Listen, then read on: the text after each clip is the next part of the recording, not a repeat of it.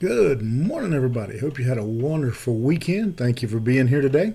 I ask you if you want to follow along today, you can join me in the book of Genesis. We'll be starting the 30th chapter here this morning and looking at about 8 verses. And so I'm just going to summarize them rather than read them for the sake of time.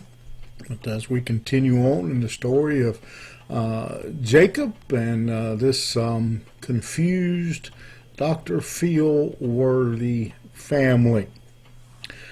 Rachel, Jacob's favorite wife, the one that he worked 14 years to obtain, has a problem.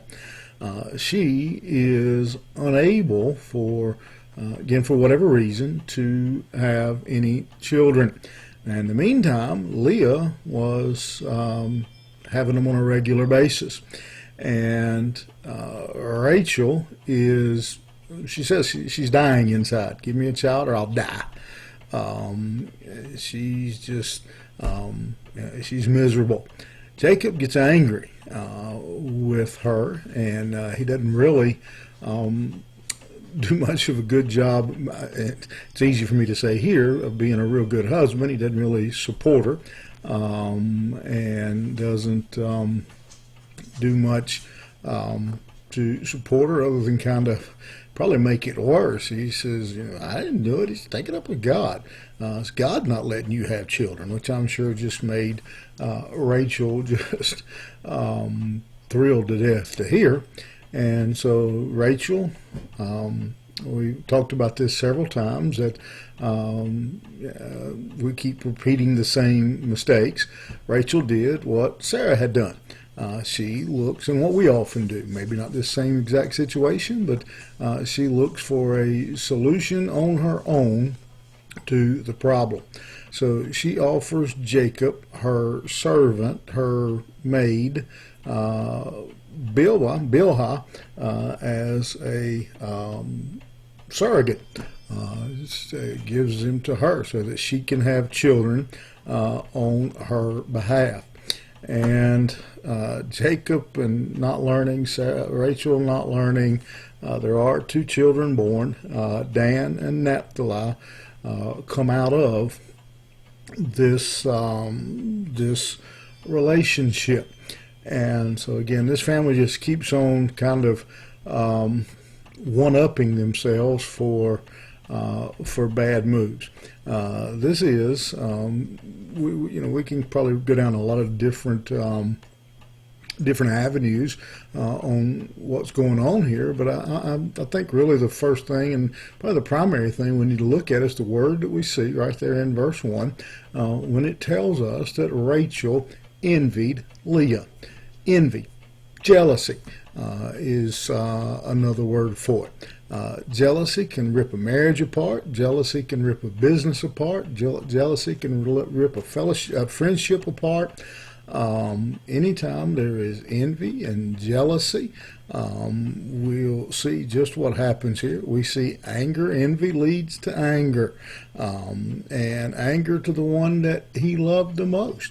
14 years he worked to earn this wife, and yet jealousy, envy, steps in and begins to tear apart this home, leads to this fight. Again, now then it's going to ultimately lead to this situation with bringing another woman into the home to have children. And again, let me just say, a lot of people say, well, it must be okay for a man to have more than one wife. No, absolutely not. Because it happened doesn't mean God sanctions it.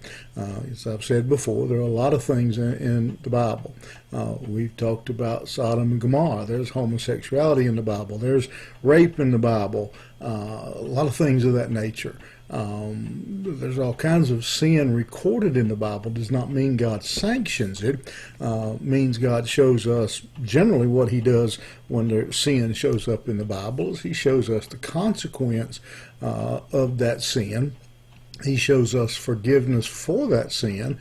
And in the case of Jacob and this family, as we've talked about before, he shows us that even though this family was messed up, had their issues, that he still works through this family to accomplish his purpose. So it doesn't mean it's okay. It means they're human. But again, we see here the danger of envy, the danger of jealousy, and it will just again continue to play out as we go. Again, it goes back. Started out with Sarah. Just it starts down through we pass it along and teach our children that.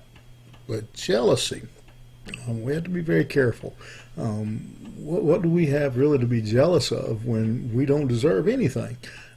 Anything we have is a gift of God.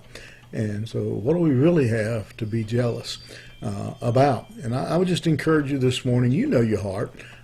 You know if you're easily provoked, if jealousy is a sin that you wrestle with, that you're easily envious.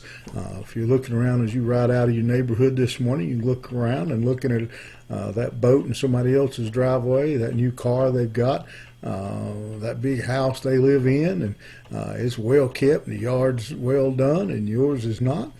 You go to work and somebody's got that big job you want, whatever it is. It's easy to let jealousy creep in. There's a reason that somewhere along the way, I don't know where it came from, that somebody labeled envy as the green-eyed monster. It is certainly a monster that can destroy every relationship it comes into. Ask God today. If you know it's there, you ask God to help you with it and begin to deal with that jealousy and that envy. It affects the church. Well, I wanted to teach that class. I wanted to work with that group. I wanted to sing that song.